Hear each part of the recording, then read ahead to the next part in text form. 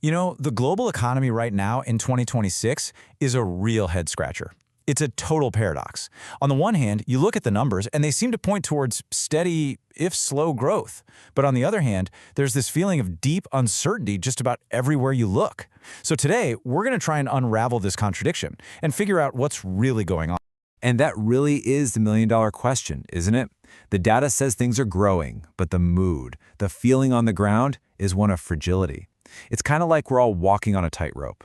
So let's take a closer look at the forces that are keeping us balanced, and, more importantly, the ones that could make us fall. All right, so let's dive right into this paradox. We're going to look at the hard numbers that suggest everything's pretty stable, and then we're going to contrast that with this widespread feeling of caution that you're hearing from business leaders and experts all over the world. Okay, so on one side of the ledger, you've got these major institutions like the IMF and PwC, and they're forecasting global GDP growth right around a respectable 3%. But then, on the other side, you look at CEO confidence, and it's surprisingly low. Only about 30% are feeling optimistic about their company's revenue growth. And that's the disconnect we're talking about. The math says grow, but the mood says slow. So if there's so much uncertainty out there, what's stopping a downturn? What's actually holding things up? Let's dig into the powerful engines that are driving this really unexpected resilience. Well, it seems to boil down to three main things. First, there's a huge, and I mean huge wave of investment being fueled by the AI boom. Second, you have the American consumer who has just been surprisingly resilient. And third, we're seeing really strong performance from several key emerging markets. And that AI investment is such a critical piece of this whole story.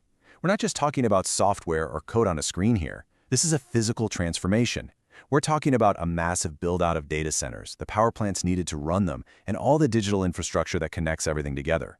In the US, this has become a major anchor for the economy. But here's the thing. This growth story is not the same everywhere. Not even close.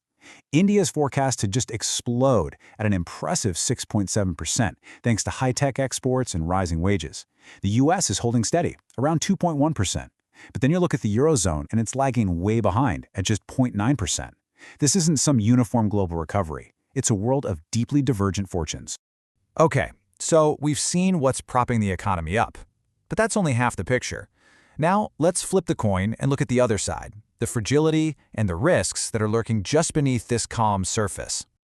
You know, this quote from PwC's chief economist, Dr. Alexis Crowe, just absolutely nails it. The resilience we're seeing, it's not a given. It's totally conditional. It depends entirely on those very specific drivers we just talked about, and here's the kicker, each one of them is facing its own new set of challenges and constraints. So what kind of challenges are we talking about? Well, here are some of the big ones. We've got ongoing trade tensions and tariffs that are actively reshaping how the world does business. Inflation is still a worry, but it's kind of taking on a new, trickier form. Public debt in many advanced economies is at record highs. And then there's this growing threat that's often overlooked, financial concentration risk. You know, that shifting inflation is a perfect example of how weird things are getting. An oversupply of oil might keep gas prices down, which is great. But remember that AI boom that's propping up the economy? All those new data centers demand a colossal amount of electricity, and that's pushing power prices up. That creates a stickier kind of core inflation that's way harder for central banks to manage. Okay, let's just quickly define this next risk, because it's so important for understanding a hidden danger in our financial system.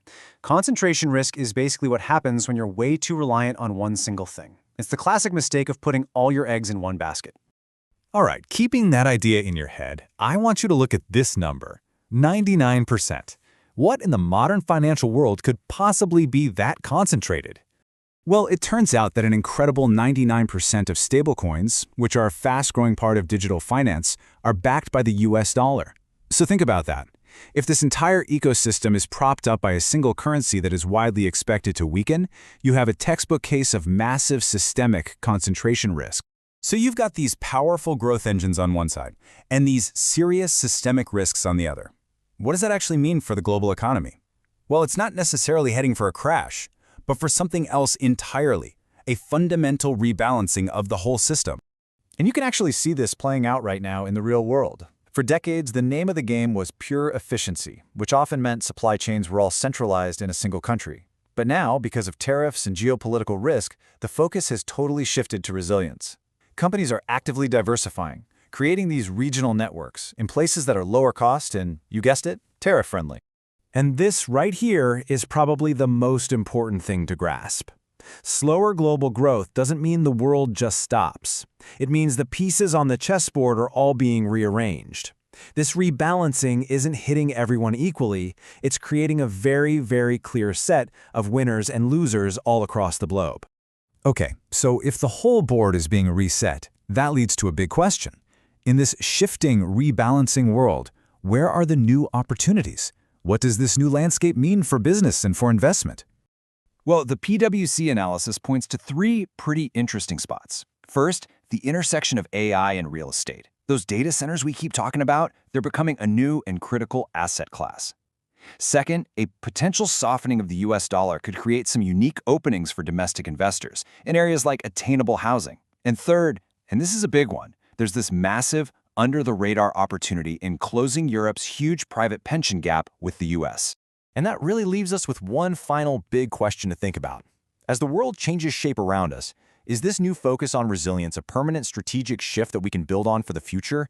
Or is it just a temporary state of affairs, a fragile balance right before the next big shock? Honestly, that's the question that's defining the entire economy of 2026.